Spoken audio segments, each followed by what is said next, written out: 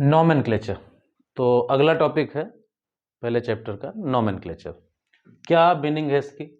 Nomenclature का in general meaning देखें, to standardize the name of organism such that the organism is known by that name worldwide. ऐसा एक scientific name दिया जाए किसी organism को जिससे वो पूरी दुनिया में जाना जाए। जबकि जो कॉमन नेम होते हैं, वर्नाकुलर नेम जिनको कहते हैं, वर्नाकुलर या कॉमन नेम, वो हर इलाके में अलग अलग होते हैं। और these names are given according to set rules of ICBN। तो ICBN के सेट रूल्स हैं, international code for botanical nomenclature, and ICZN, international code of zoological nomenclature. अगर कोई एनिमल है तो ICZN के हिसाब से, और अगर कोई प्लांट है तो ICBN के हिसाब से। काफ़ी सारे जो रूल्स हैं वो इनके सिमिलर हैं और कुछ डिफरेंसेस भी हैं। जैसे अगर कोई बोटेनिकल नेम है तो उसमें टोटोनिम्स नहीं अलाउड है। मैं एक एग्जांपल दे रहा हूँ आपको। टोटोनिम्स का मतलब होता है कि स्पीसीज का भी नाम वही हो, जीनस का नाम भी वही हो। लेकिन एनिमल्स में ऐसा है, जैसे रैट का रैटस रैटस, दोनों सेम है, जीनस भी सेम है, स्पीसीज भी सेम है। तो कुछ डिफरेंसेस हैं, बाकी सिमिलरिटीज हैं इनके जो सेट रूल्स हैं। क्या पर्पज़ है?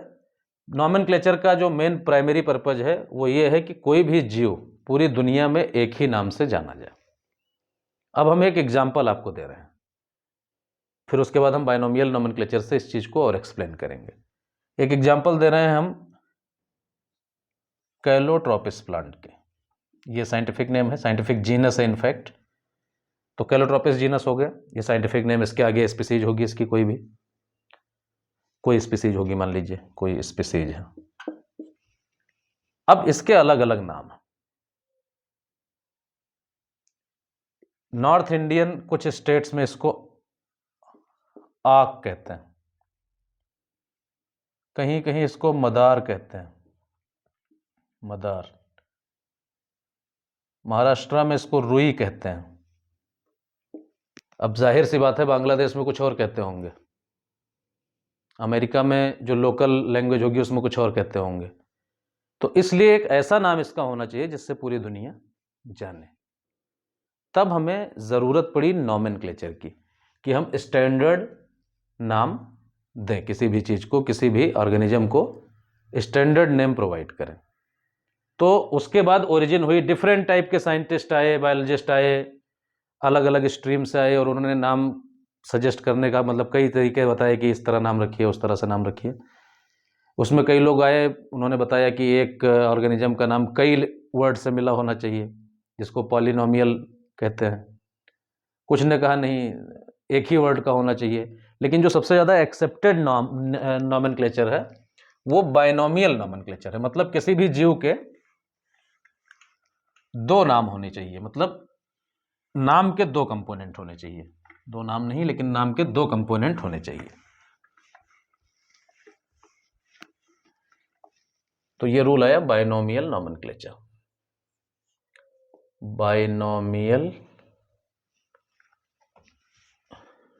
बाइनोमियल, आप मैथ्स में पॉलिनोमियल पढ़ते हो, बाइनोमियल पढ़ते हो, ऐसे यहाँ पे बाइनोमियल है।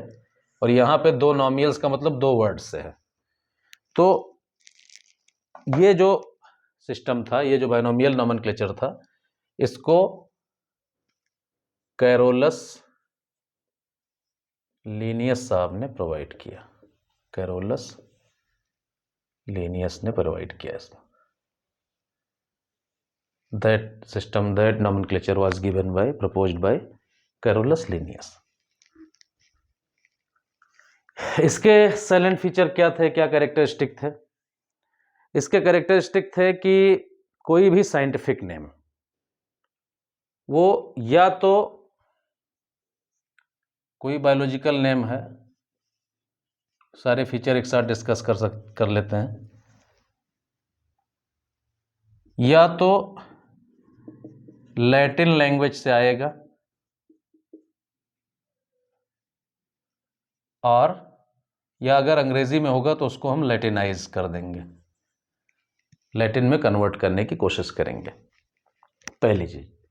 दूसरी चीज, कोई भी बायोलॉजिकल नेम होगा वो दो वर्ड्स से बना होगा, ठीक है। बायोलॉजिकल नेम जो होगा, biological name comprises of 2 words. First जो होगा वो होगा जेनेरिक नेम, जेनेरिक नेम, और दूसरा होगा वो होगा specific epithet, specific epithet.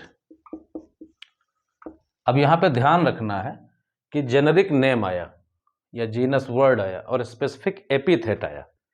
Epithet का मतलब क्या है? स्पेसिफिक नेम होना चाहिए। एपिथेट का मतलब यह है कि ऐसा वर्ड जिसकी खुद की कोई मीनिंग ना हो, खुद की कोई मीनिंग ना हो, लेकिन अगर वो किसी के साथ जुड़ जाए तो एक मीनिंग बन जाए। तो स्पेसिफिक एपिथेट इस तरह का है, अभी हम समझाएंगे कैसे। तीसरा, तो बायोलॉजिकल नेम 2 वर्ड से कंप्राइजेज है, पहला जेनेरिक नेम, दूसरा स्पेसिफिक एपिथेट। अब ये दोनों वर्ड्स, इनको हम सेपरेटली अंडरलाइन करेंगे। Both the words are separately underlined, इनको सेपरेटली अंडरलाइन करेंगे। और अगर कंप्यूटर में टाइप करेंगे एंड इटैलिसाइज, अगर कंप्यूटर में टाइप करेंगे तो इनको इटैलिक्स फॉर्म में लिख देंगे, इटैलिसाइज्ड इन टाइपिंग। तो अगर लिखेंगे अंग्रेजी में तो अंडरलाइन कर देंगे सेपरेटली, और अगर कंप्यूटर में टाइप करेंगे तो इटैलिसाइज कर देंगे। ये चीज हो गई। अब एक तीसरी चीज और है, जो साइंटिस्ट का नेम होगा, जो डिस्कवरर होगा, जो साइंटिस्ट इनके साथ एसोसिएटेड होगा, एसोसिएटेड अगर होगा कोई with name are written in abbreviated form, abbreviated form में लिखा जाएगा, एब्रीविएटेड फॉर्म में उनका नाम लिखा जाएगा। ठीक है। अब जैसे एक नाम दिया गया है मैंगो का, तो मैंगो ये कॉमन इंग्लिश नेम है, इसका जो बायोलॉजिकल नेम होगा वो होगा मैंगी फेरा इंडिका, मैंगी फेरा इंडिका। तो मैंगी फेरा को अलग अंडरलाइन करेंगे और इंडिका को अलग अंडरलाइन करेंगे। इसके साथ जो एसोसिएटेड साइंटिस्ट हैं वो लीनियस साहब हैं, तो LINN डॉट, LINN डॉट लिन, इनका नाम लिखेंगे एब्रिविएशन में। क्या इसको अंडरलाइन करेंगे? कोई ज़रूरत नहीं है। क्या इसको इटैलिसाइज करेंगे? कोई ज़रूरत नहीं है। ना तो इटैलिक्स में लिखेंगे और ना अंडरलाइन करेंगे, बल्कि सिंपल अंग्रेजी में लिखेंगे, रोमन लिपि में। तो मैंगी फेरा इंडिका हो गया। अभी हमने एक शब्द बताया था कि एपिथेट का क्या मायने है। अच्छा, एक प्लांट और है, एक फ्लावर है रोज, आप लोग उसका नाम जानते हो, रोजा इंडिका, रोजा इंडिका। अब ये बताइए 2 स्पीसीज कॉमन कैसे हो गई? यानी स्पीसीज मैंजी फेरा इंडिका हो सकती है या रोजा इंडिका हो सकती है। इटसेल्फ इंडिका अगर लिखोगे तो कौन सा वाला इंडिका? मैंजी फेरा इंडिका या फिर रोजा इंडिका, या फिर नीम आ जाए एजा डायरेक्टा इंडिका। तो एपिथेट वर्ड इसलिए यूज हुआ। कई बार कई लोगों ने हमसे सवाल पूछा है, कई बच्चों ने, कि एपिथेट का मतलब बताइए, तो हम एक साथ बताए दे रहे हैं, सारे लोग जान लो। एपिथेट का मतलब यही कि अपनी कोई मीनिंग ना हो, जब किसी के साथ जुड़ जाए, किसी जीनस के साथ जुड़ जाए तो उसकी एक मीनिंग हो। अब जैसे आम का नाम मैंगीफेरा इंडिका, गुलाब का नाम रोजा इंडिका और नीम का नाम एजा डायरेक्टा इंडिका, तीनों में इंडिका कॉमन, लेकिन जीनस अलग है। तो ये बाइनोमियल नॉमेनक्लेचर है जो कैरोलस लीनियल साहब ने दिया। एक और आता है, कई बार कई जगहों पे ट्राइनोमियल सिस्टम भी आ जाता है, तो वो भी हम थोड़ा सा जान लेते हैं एक एग्जांपल लेके।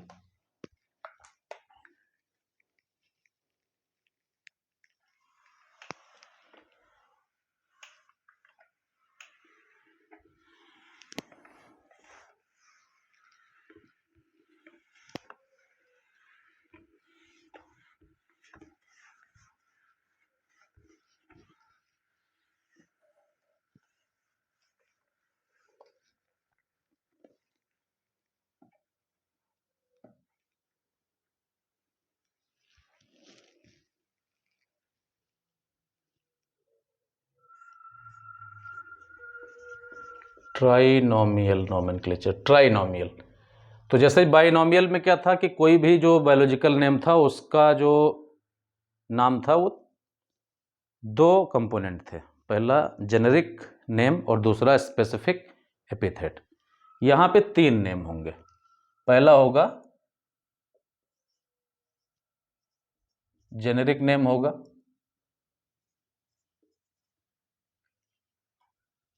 दूसरा होगा स्पेसिफिक एपिथेट, मतलब स्पीसीज का एपिथेट होगा, और एक तीसरा होगा जो वैरायटी को डिनोट करेगा। किसको डिनोट करेगा? वैरायटी को। अब आप ये भी कह सकते हो कि ये सब स्पेसिफिक एपिथेट है, स्पेसिफिक के बाद सब स्पेसिफिक, ऐसा भी आप कह सकते हो। For example brassica oleracea, brassica oleracea, दोनों को अंडरलाइन कर दीजिए। अभी ये दोनों नाम सेम सेम लग रहे हैं, अभी दोनों नाम सेम सेम लग रहे हैं। एक और वर्ड इनके साथ एक एपिथेट जोड़ दिया, बॉट्राइटिस, और एक इनके साथ जोड़ दिया कैपिटेटा। अब आप देख पा रहे हो सबसे इधर जो है ये जेनेरिक नेम, फिर स्पेसिफिक एपिथेट, और ये तीसरा सब स्पेसिफिक एपिथेट है जिसको आप वैरायटी कहते हो। तो ब्रासिका ओलेरेसिया बोट्राइटिस ये नाम है आपका कॉलीफ्लावर का, जो फूल गोभी होती है, और कैपिटेटा ये नाम है कैबेज का, जो लीफ वाली गोभी होती है, जो लीफ जिसमें एनक्लोज्ड होती है, बंद गोभी कहते हैं कई जगहों पे। तो इस तरह से ये ट्राइनोमियल सिस्टम कहीं कहीं यूज होता है, कहीं कहीं, हर जगह नहीं। तो इस तरह से जो नॉमेनक्लेचर वाला पोर्शन है ये हमने आपको इन जनरल बता दिया। इस चैप्टर में नॉमेनक्लेचर के बारे में इतना ही है। अब हम नेक्स्ट टॉपिक पढ़ेंगे इसके बाद अगले वीडियो में। Thank you.